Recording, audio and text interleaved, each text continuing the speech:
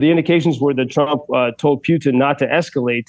And then what we saw, in the hours after that call was a seeming attempted escalation. These 24 bombers in the air. Before we continue, we invite you to follow our channel, the only American show reporting live from Ukraine every day. Over the weekend, Russia and Ukraine launched their largest drone attacks against each other since the start of the war nearly 3 years ago. Let's check in with Joseph Lindsley in Ukraine. Joe, have things quieted down there today? Hey, Bob. Hello from Kyiv. Well, yes, they're quiet at the moment, but we've had threats and warnings of a massive Russian missile attack for many hours since about 6 o'clock this morning. Nothing has materialized yet, so we're sort of on pins and needles here.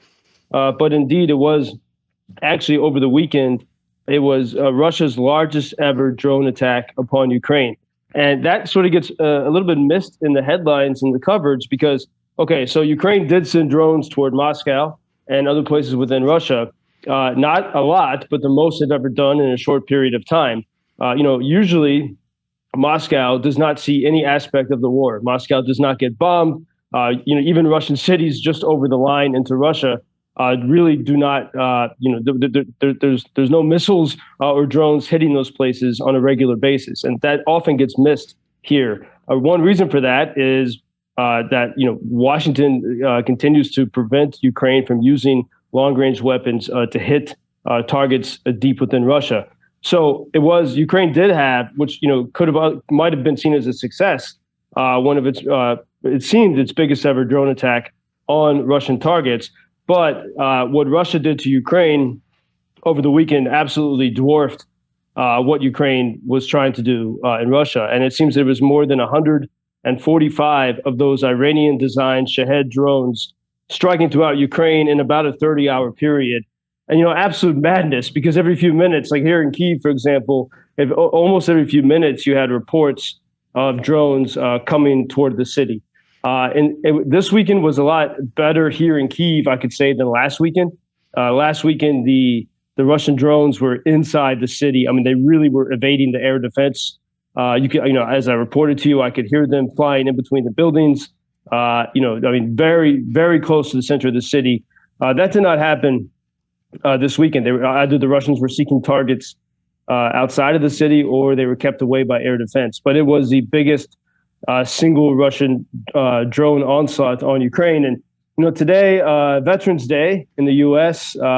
Or in the United Kingdom, Remembrance Day, marking the end of World War I at the 11th hour of the 11th day in the 11th month of 1918.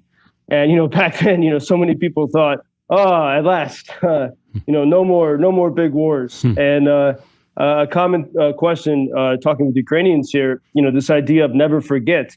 Does that mean never do this again? Or does it mean keep repeating? Like we remember it so much that we keep doing it over and over. And so as we, this morning began this Veterans Day and Remembrance Day here in Ukraine, we had these reports of 24 Russian bombers, which is, that signifies a massive, massive attack taking off over the Russian Federation. And again, because of the restrictions that Washington places on Ukraine and on other countries who want to help Ukraine, Ukraine can't hit these bombers. They can't hit the places from which the bombers take off. They have to wait until the missiles arrive here in Ukraine, and then they can defend, but they can't go on offense.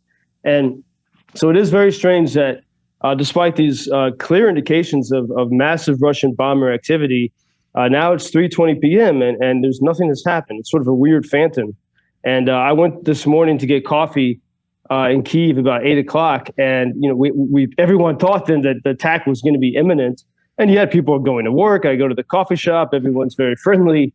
It's always a strange juxtaposition, but you feel like something wicked is just around the corner. Mm-hmm. And as I was looking at as I was thinking about, they were looking at the stories of the Veterans Day, Remembrance Day yesterday in London. They have their annual commemoration with the royal family at the War Memorial in the center of London. I was thinking there's a great British show called Foyle's War that I've been watching now and then sort of on background. And it's about a detective in a small town in seaside Britain during World War II. And that show really captures well what it's like to be in a war, even here in Ukraine. A lot of the personal drama, the trauma, the stories of the people that run to the fight, and then the people who try to hide, or the people who don't want to fight, but then they volunteer in every way they can.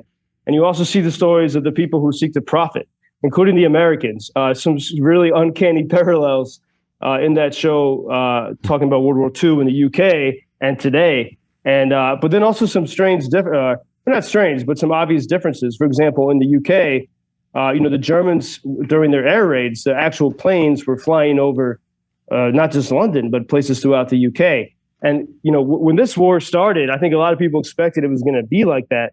But Russian planes are not flying over Ukraine except near the front lines. They stay over Russia and they send missiles, sort of from their positions of safety. So you don't have the same type of air raids that you would imagine. And because of modern technology, there's a lot of advanced warning for air raids. So when the alarms go off, you never see people running because you have time to get in place. And so there are some big differences. But there's a weird way that we're kind of going back to some scenes from World War II, and that's the drone warfare.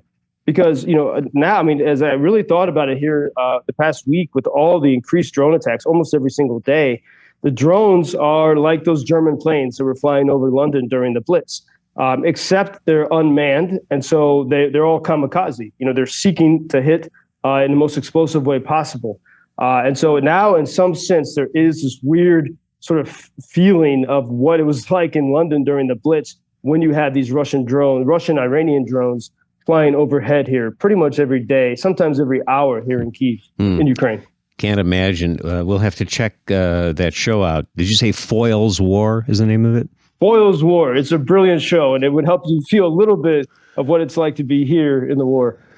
Quickly, before we let you go, Joseph, I have to ask you about the big news here today, the Washington Post story about Donald Trump speaking with Putin, discussing the war in Ukraine. Kremlin, of course, denying that this occurred. What are your sources saying about this? Yeah, it's ambiguous all around. Trump's team is being ambiguous about that call as well. clearly, I think people in both camps wanted the world to know that call happened.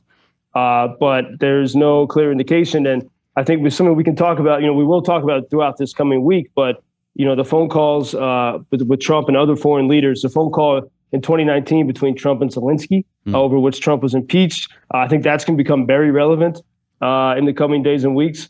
But it does, the indications were that Trump told Putin not to escalate. And then what we saw, in the hours after that call was a seeming attempt at escalation. These 24 bombers in the air, and yet still nothing has happened. It's very calm today, which is highly, highly unusual for those planes to take off and not to attack. So that's the best I can tell you about that situation. And we'll have a lot to talk about this week, every day for sure. Joe Lindsley in Ukraine. Thank you, Joe. Thank you for introducing Ukraine on your social media pages. That's very important that much more people can get more information about the situation here and how everybody can help Ukraine to stay stronger and to save all the world. Что он сказал? Well, which side are you on? На чьей ты стороне? Come on now. Oh, which side are you on? На чьей ты стороне?